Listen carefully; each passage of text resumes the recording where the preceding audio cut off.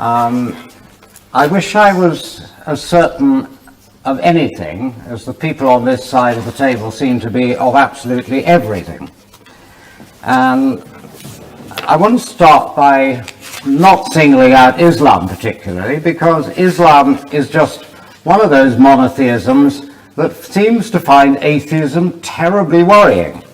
I mean, whether the theistic religions believe in one God or many gods, they're terrified of people who don't believe in any gods.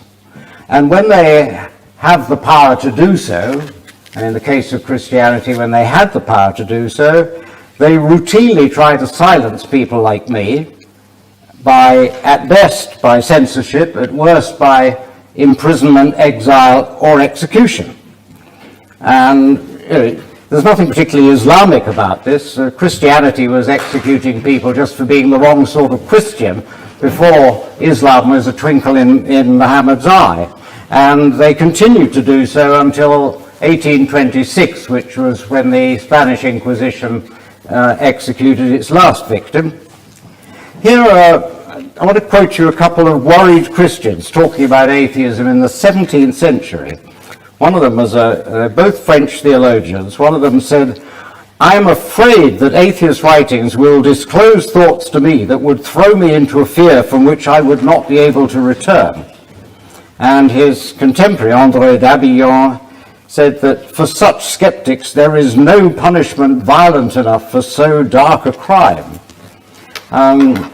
Even in our own relatively tolerant country, when Parliament was open to people who were not members of the Church of England, guess who came last? First of all, they let the Catholics in, about 1829.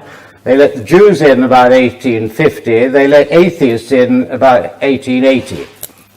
So Christianity no longer has any power to liquidate people who question it, and almost everybody in Britain and most civilized countries is pleased about that.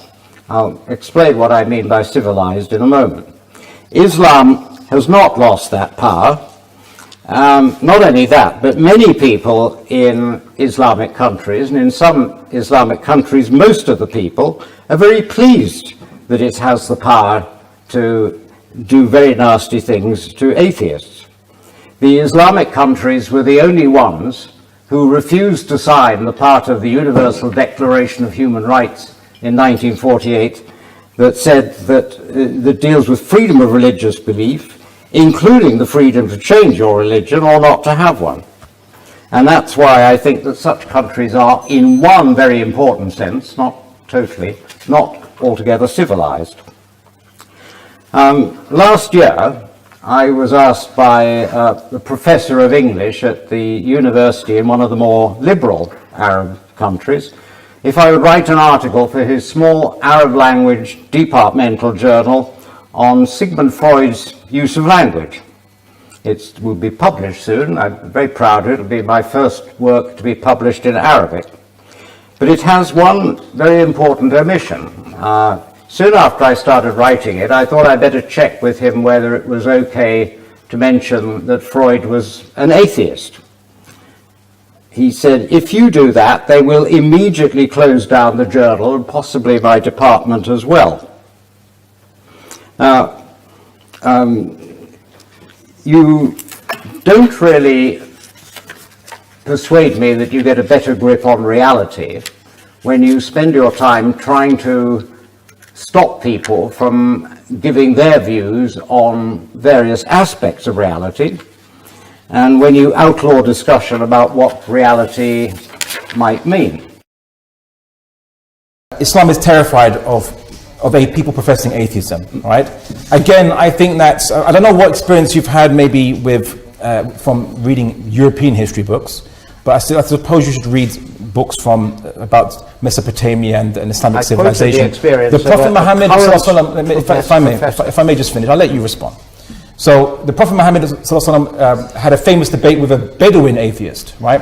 There was no intolerance there. The Bedouin atheist actually became Muslim, but there was no intolerance just because the guy initially professed to be atheist. Abu Hanifa, famous classical scholar in medieval Iraq, Baghdad actually, had public open-air debates with atheists.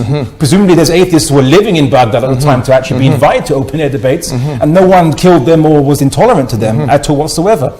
And when you say, oh, Islam is terrified of atheists, I just want to say something. You're not special. We encounter polytheists, we encounter Christian Trinitarians, we encounter Zoroastrians throughout our history, and from our perspective, you're all arguing exactly the same thing, which is somehow the finite thing is also infinite and eternal, and we don't really see you as different. Actually, you're just another, let's say, just not a flavor of ice cream that we are basically encountering. So don't make yourself out to be more special than you are from our perspective. And as for the issue of tolerance of atheists, I think you should question your founders of your very ideology which pervades the West, liberalism. John Locke, in his Letter on Toleration, argued that you should tolerate different Christian sects, Protestants basically, but not atheists, because you can't trust what they say. They don't believe in any higher moral value other than mainly what is expedient. Rousseau made also the same argument, and some people say that under the current, you could say, atheistic idea as opposed to the natural rights arguments of John Locke, but the Benthamite arguments of utilitarianism. Really, morality is only based on expediency, and then people's rights are based on whether it's expedient to the state to even tolerate your rights. So now this is not related to the debate itself, but the guy brought it up, and it's really disingenuous to bring up in that kind of debate.